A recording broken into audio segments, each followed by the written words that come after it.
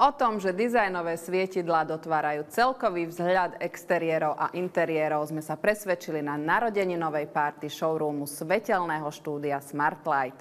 K druhému výročiu prišla zablahoželať aj Adela Banášová, ktorá nám prezradila, či boli svietidlá na prvom mieste pri zariaďovaní jej príbytku.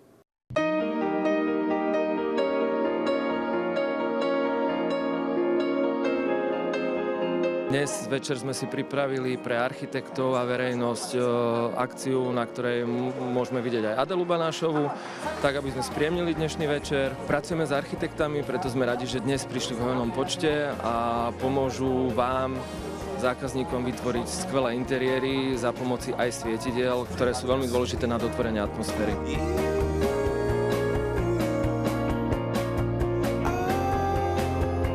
Dnes večer bude mini talk show s partnerom dnešného večera, to je firma Panceri.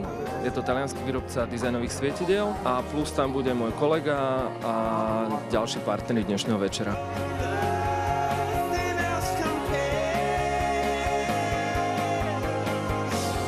Niekedy ľudia tie svietidlá podceňujú a dajú si to ako nejaký posledný krok zariaďovania interiéru, ale je naozaj dôležité na tú svetelnú stránku bytu myslieť včas a skôr a už to mať v takej nejakej plnej verzii v predstave. Ty si na to myslela včas, keď si zariaďovala?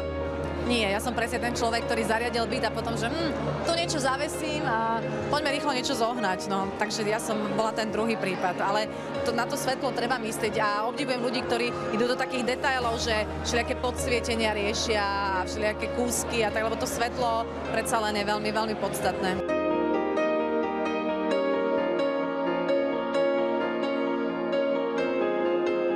U teba by sme našli nejaké také špeciálne kúsky, nejaké zaujímavé svietidlá? Ja mám taký, v spálni mám taký kryštálový, no nie kryštálový asi teda, ale vyzerá ako kryštálový luster s takými guličkami, vyzerá to tak, ako taký dážď trošku.